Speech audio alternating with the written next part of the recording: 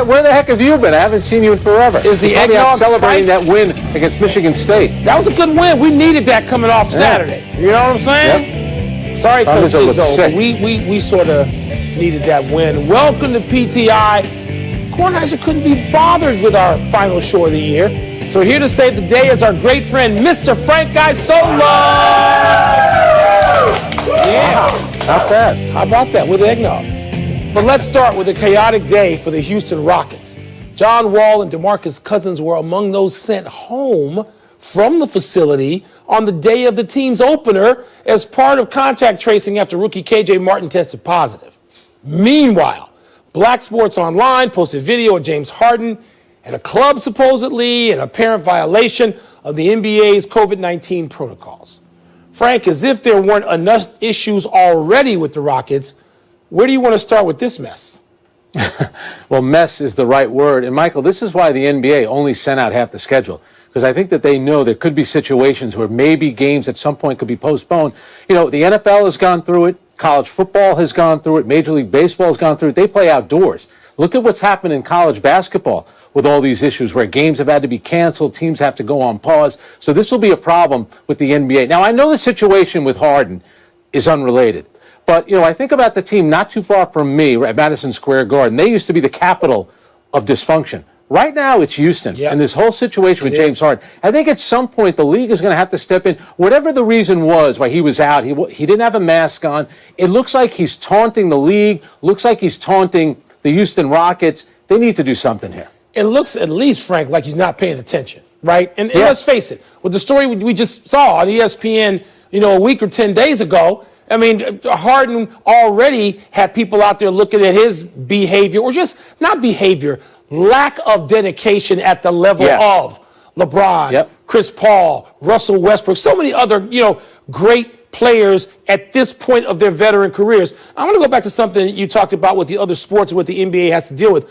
I talked to a veteran player who reminded me the other day, this is the first time we're going through this because in the bubble, we knew we were testing negative. Yeah. We knew those tests were going to come back negative because there was no way. People were not allowed in and out of the bubble, negative tests. Now you have players and coaches with the anxiety that everybody else has had in no bubble world where you don't know whether that test is going to be negative when it comes back. But specifically to Houston, look how quickly they have spiraled from serious contender to just, can you get me out of here? I mean, if I'm a guy like PJ Tucker, a pro's pro, and you're just looking at this disintegrate around you, what must you be thinking? And Harden just goes along his merry way and does what he wants to do, and Houston not even assured what can happen the first day of the season. This is, I don't see how Harden can continue in Houston. I don't see why Houston would want to have him.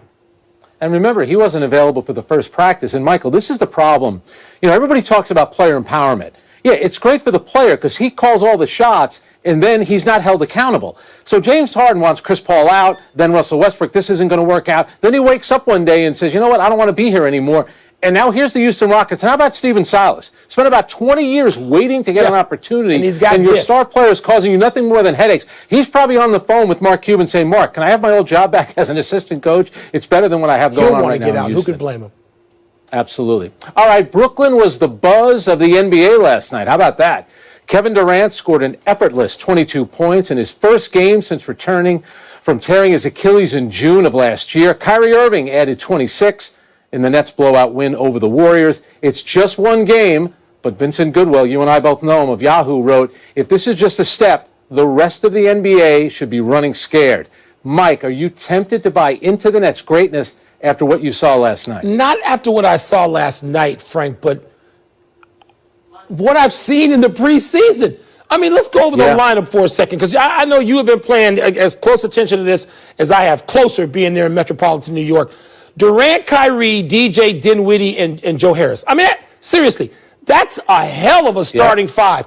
And then you can come off the bench, whether you want a second five or whether you want to tweak and come off piece by piece, with Green, LeVert, Allen, Shamet, and Prince. Are you kidding me? They look to me just powerful. They look complete. They look like they've got every phase of modern professional basketball covered.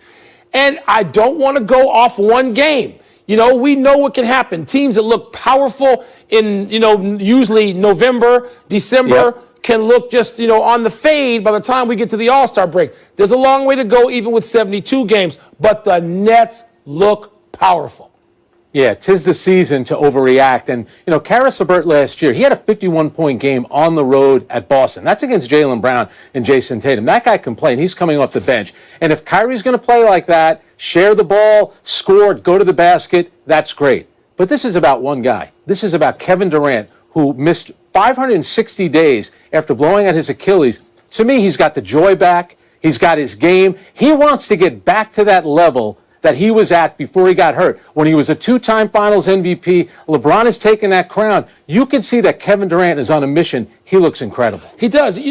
Frank, there was that one play where he comes down the far baseline into the camera and goes up and under somebody and flushes it. And you're like, okay, that's what I'm looking to see. I just think there's a certain joy when Kevin Durant plays like that, and when he's healthy. I mean, it just adds to sort of the greatness of the league. I'm looking at Kyrie Irving. I'm going to go to something I know I told Kornheiser earlier this week. There are a couple of numbers, and I know usually these numbers are just symbolic in some sort of way. Yeah. But for Kyrie Irving, a guy he's a wizard with the ball, but somehow averages fewer than 6 assists per game. If he can get that assist total up above 6.1, 6.2, it means something, even though it's not dramatically different than 5.7. But I've got to see evidence that he wants to involve everybody else. Yes. And it's going to be a lot less selfish as this season plays on. Because it seems like everything else, check for the Brooklyn Nets right now. Yeah. Yeah, and if Durant is going to play like this, they're going to be a tough team to knock out 4 times in a playoff series. They are. Mike, here's the thing, though, about Kyrie Irving. It's almost like he's saying, don't judge me on what happened the last 4 years. Just judge me on what happened in my first game. Listen, he's going to have a chance to kind of get his reputation back and become a great player again. But it is only one game. And remember, all these great teams, whether it's the Warriors, whether it's LeBron James and those Miami teams, they all go through adversity. Let's see how the Brooklyn Nets respond to that. That's right. Yeah. How are they going to handle it when it comes? The NBA returns tonight with 13 games, including openers for Luka Doncic and the Mavs against the Suns, Zion and the Pelicans against the Raptors, and Russell Westbrook and the Wizards against the retooled Sixers. Wizards retooled too. Frank, which team or player provides the best storyline tonight? Well, first of all, I cannot believe that you're in Washington and not in Phoenix for that game. It's tempting for me to be there. The Suns, and of course, Luka, I think, is going to be the MVP this year. What's interesting, the last time Zion Williamson played a game was in Florida. He'll be in Florida again playing Toronto, of all teams. That's where they're playing. And Zion only played 24 games last season. He played his first preseason game, and he played 33 minutes. And Alvin Gentry must have been sitting home thinking, hang on a second. I couldn't play him 33 minutes in the bubble, but you're playing him 33 minutes in a preseason game. But I think the training wheels are off, and when you watch him play, he's so unique, so strong, so quick, so good around the rim. Let's keep our fingers crossed that he could stay relatively healthy because he is a dominant player. We only got to see him, Michael, 24 times all of last season. But how great has he looked in the preseason, by the way, Zion. But I'm going to go to another team, and we're going back to the bubble, and you already mentioned this, the Phoenix Suns, all right, who I'm tying their restart tonight, not to the preseason, in which they're trying to figure out what they're going to do. Chris Paul taking his time, good, because he should take his time. But Chris Paul on that floor, and everybody can look at Devin Booker, who I think will be in the discussion for MVP. But I think also DeAndre Ayton may be the guy who benefits the most from the presence of Chris Paul. So that's a big 3 right there, is it not? Plus you've got some other nice parts with the Suns and Monty Williams. I'm excited to see the Suns. I'm excited to see Chris Paul be in a place where this can matter. If he got that much out of the Oklahoma City Thunder Kitties last year, I'm expecting at least that much, and that may be unfair, out of Phoenix this year. But I think that's exciting. Dallas is exciting. Everywhere you look, there are early storylines, and you say, oh, I want to see this, including the Wizards, because I believe Russell Westbrook's focus and intensity is going to just permeate through that locker room and through that team here in Washington, around the corner, down the street. I'm excited to see the Wizards really for the first time in a long time. Yeah, it's a great backcourt. I think they'll be a playoff team. Meanwhile, the Milwaukee Bucks, Giannis Antetokounmpo, we know that they're a great regular season team. They've changed the roster around. Drew Holiday's on the team. They'll still be judged just like the Clippers, how they do in the postseason, not how they do in the regular Quick, Frank, season. give me your Eastern Conference winner right now. I'm going to say Milwaukee Bucks. What about you? Yesterday, I said the Sixers. Today, I'm thinking Milwaukee.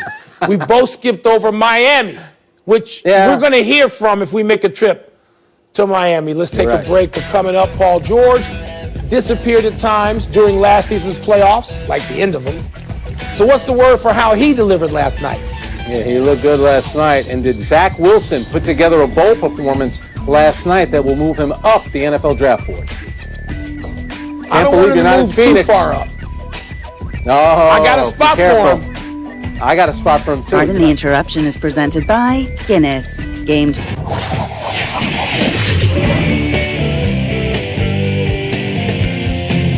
Time to fill in some blanks with Fill In Frank. Let's get the first one from the producer over the loudspeaker. Paul George put on a blank performance last night against the Lakers. You know, Paul George was he was on fire.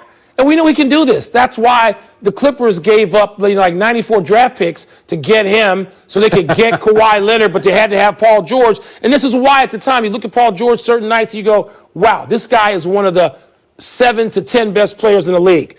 But, Frank, what it turns out to be is a first-month performance by Paul George.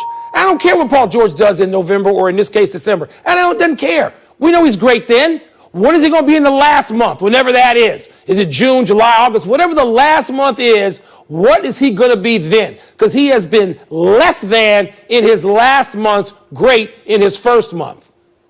Yeah, that's why I call it pressure-free, because it's the first game of the season. Let's go back to those last 3 games against Denver. Double-digit lead in games 5, 6, and 7. The Clippers didn't come through. Remember, he hit the side of the backboard. He was terrible those last 3 games, and he got rewarded. He got that huge contract. You talk about failing up. He did that, and I don't like when he came, right before he came into camp, he put it all on Doc Rivers. That was shameful. Paul. You didn't play well. Doc lost his job because of it. And also Kawhi Leonard, let's not leave him out of this. He needed to play a lot better. He was the one that wanted Paul George there for those 94 draft picks. But at least he didn't alibi. Paul George did just an awful thing, right? And he came out and talked about emotional issues and the difficulty of the bubble. And who tried to handhold him through that? Doc Rivers. And he threw Doc Rivers. I felt for Paul George when he talked about his issues, and I feel for that part of it. But then you undo that goodwill when you come out and you throw a guy who's wearing a ring and you ain't wearing one. As a coach, Doc Rivers wearing one, you're not. So, Paul George, let's see what you got after the first month. What's next? BYU quarterback Zach Wilson's first half against UCF was blank. Frank, let's go over that first half for a second. 17 for 21 passing, 353 yards, 3 touchdowns passing, 2 running for 5 total. Amazing.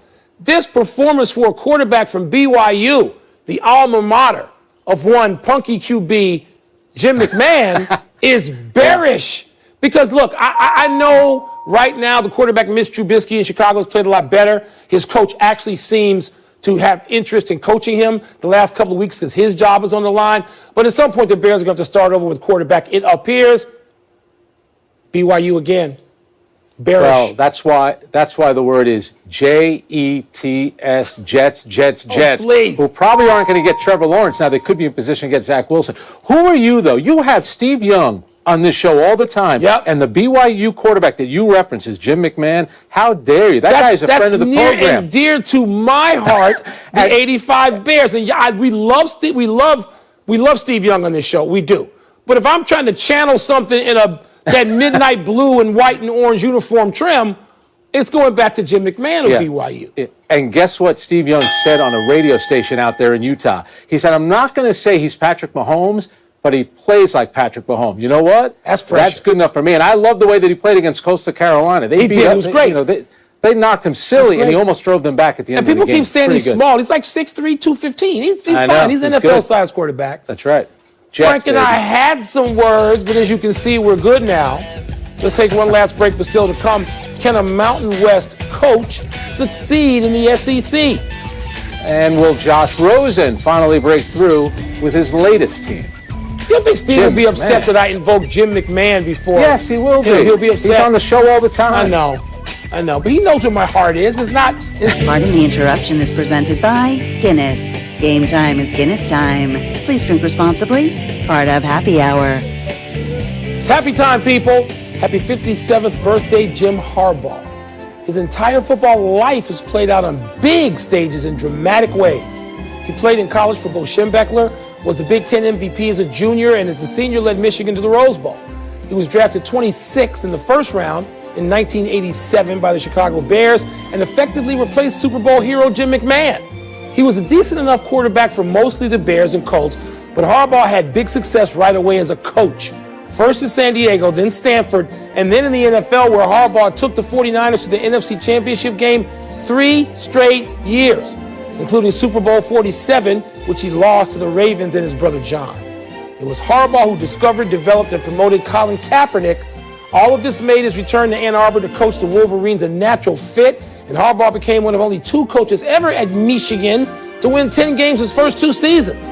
But Michigan's inability to beat Ohio State even once in his 4 years and a dreadful 2020 season have led to speculation that he and his alma mater could part ways in the coming days, leaving Harbaugh looking for one more stab at glory either at another college or in the NFL.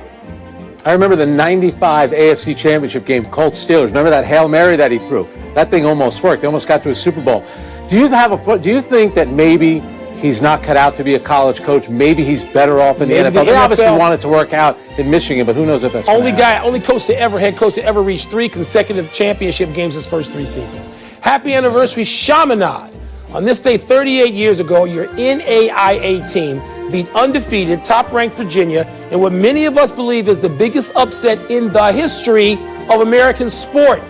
The Cavaliers, starring 3-time Player of the Year Ralph Sampson and a savvy point guard named Rick Carlisle, had beaten Duke by 13, Georgetown and Patrick Ewing in what was called the game of the decade, and Houston's Phi Slamma Jamma without the great Sampson, who essentially had the flu. But UVA couldn't handle Chaminade, which nobody outside of Hawaii had ever heard of, and which had been playing college basketball for a grand total of 8 years. There were 2 reporters, just 2, from the mainland at that game in 3,500-seat Blaisdell Arena, and you're listening right now to one of them. As someone who long covered Virginia basketball and later married Oahu, I don't ever mention that night to Sampson or Carlisle, each of whom I've known for 40 years.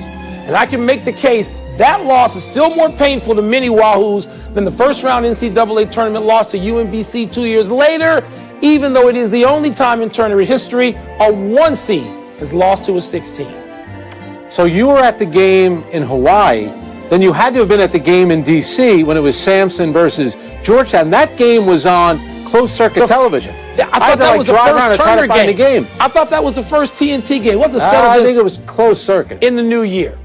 Happy trails to Boise State for Brian Harsin.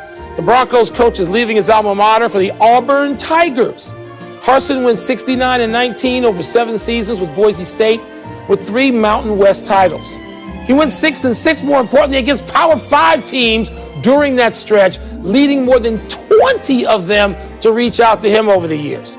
The Athletic reports that Harsin recently pushed Boise State to leave the Mountain West for a bigger conference. Instead, it's Harsin who leaves for the SEC. Oddly, it's not the first time Harsin has followed Gus Malzahn. He also took over for him at Arkansas State back in 2013, where he won a share of the Sun Belt Conference title. No one seems to question Harsin's coaching ability, but will he be able to win recruiting battles against guys named Saban, Orgeron, Smart, Fisher, Kiffin, even Dan Mullen? Yeah, well, good luck having to play in the same state as Alabama. That's not going to be easy. But if you have a chance to coach in the SEC, think about Gus Malzahn. He went 6-4. They got rid of him. They still owe him $21 million. And he had lost 4 games in each of the past 7 seasons. It's tough to win down there. It's going to be very tough to recruit and play and win, which I think we captured pretty well there, Frank. One omission. The Washington football team fined Dwayne Haskins $40,000 and stripped him of his captaincy after Sunday night's birthday party escapade. But Ron Rivera says Haskins will start the Panthers if Alex Smith can't go. That's being pressed into duty still. We're running out of show. Let's go to the big finish. The 49ers added Josh Rosen from the Buccaneers practice squad. Frank, is that significant? I think it is. You know, you get a chance to look at a guy. It makes you wonder, what do they have planned for Jimmy Garoppolo? Maybe his future is not going to be in San Francisco. The University of Arizona will hire Patriots quarterback coach Jed Fish as its new head coach. Does that make sense to you? Early returns out there seems to be some tension and not exactly happiness reigning out in, University of Arizona land down in Tucson right now. Maybe they wanted somebody else. NOLA.com reports LSU is expected to part ways with passing game coordinator Scott Linehan. Wow. Does that make sense? Oh, it was his fault. I think it might have been the quarterback leaving, winning the Heisman, going to the NFL. That might have had something to do with it. Exactly. DePaul finally opens its season tonight after 11 postponed or canceled games. Are you excited? I am. Long before I became a Wildcat and wore purple, I followed DePaul basketball, which most little kids back then in Chicago, even more so than the Bulls, grew up following. Thankfully, they're going to start now a season against Western Illinois. Last one, Montgomery Bowl tonight. Memphis, Florida Atlantic. I'm sure you can break it down, Frank. Who you got? Willie Taggart of Florida Atlantic has never won a bowl game. Memphis is heavily favored. Memphis will win. We're out of time. Thanks for watching. I'm Frank Isola. And I'm Mike Wilbon. We are off until January 4, you knuckleheads. You can get the PTI podcast on the ESPN app or Apple Podcast. Shout out to Mike.